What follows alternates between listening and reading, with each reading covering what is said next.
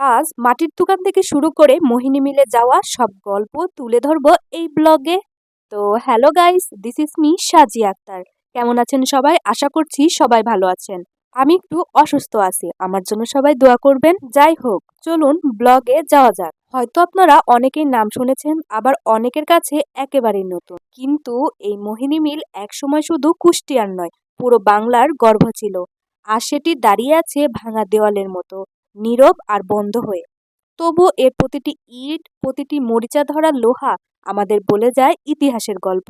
মোহিনী মিল গড়ে ওঠে ব্রিটিশ আমলে। তখনকার দিনে বাংলাদেশের সুতা ও কাপড়ের বড় কারখানা ছিল খুবই কম। এই মিল চালু হওয়ার পর আশেপাশের এলাকায় ব্যাপক কর্মসংস্থান তৈরি হয়। দিনের পর দিন, বছরের পর বছর হাজার হাজার শ্রমিক এখানে কাজ করতেন। এই মিল শুধু কুষ্টিয়াকে নয়, পুরো অঞ্চলকে অর্থনৈতিক দিক থেকে এগিয়ে নিয়েছিল। গ্রাম বাংলার মানুষ নতুন করে কাজের সুযোগ পেল। মোহিনী মিল শুধু একটা ফ্যাক্টরি ছিল না, এটা ছিল হাজারো পরিবারের জীবনের গল্প। শ্রমিকরা ভোরবেলা কাজ করতে এখানে আসতেন, সেই আয়ে চলতো সংসার। মিলের গেটে ঢুকলেই ভেতরে দেখা যেত ব্যস্ত পরিবেশ, যেটা একদমই এখন দেখতে পাবেন না। যেখানে আগে হাজার হাজার মানুষ কাজ করতেন, সেখানে একসময় অল্প কিছু মানুষ রয়ে যায়। অবশেষে একদিন মিল পুরোপুরি বন্ধ হয়ে যায়। যেখানে ছিল কোলাহল, সেখানে নেমে আসে নীরবতা। আজ যদি আপনি মোহিনী মিলে যান, দেখবেন ভাঙাচোরা লাল দেওয়াল, মরিচা ধরা গেট আর নীরব পরিবেশ।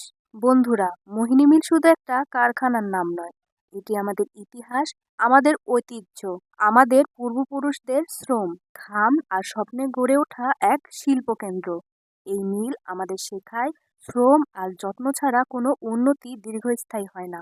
আর যদি সঠিকভাবে যত্ন না নেওয়া হয়, তবে বড় বড় প্রতিষ্ঠানও একসময় স্মৃতিচিহ্নে পরিণত হয়। তারপরে সবাই মিলে চলে গিয়েছিলাম কুষ্টিয়ার মাটির দোকানে, যেখানে পাবেন হরেক রকম মাটির হাঁড়ি পাতিল, কলসি থেকে শুরু করে নানা ধরনের জিনিসপত্র। দোকানটা অবস্থান করছে কুষ্টিয়া কোর্ট স্টেশনের ঠিক পশ্চিম পাশে। এমন সুন্দর মাটির জিনিস এখনো চোখে দেখলে মনের ভিতর একটা অন্যরকম আনন্দ কাজ করে। তো গাইস, এই ছিল আজকের ব্লগ। মাটির দোকান থেকে শুরু করে মোহিনী মিলে আসা এক দীর্ঘ গল্প। এক সময় যেটি ছিল কুষ্টিয়ার গর্ব, আজ সেটি ইতিহাস। তবু আমরা চাই এর নাম, এর স্মৃতি যেন আমাদের মাঝে বেঁচে থাকে। আপনাদের কাছে এই ব্লগটি কেমন লাগলো কমেন্টে জানাতে ভুলবেন না। ভিডিও ভালো লাগলে লাইক শেয়ার করবেন আর আমার পেজটি ফলো করে দিবেন।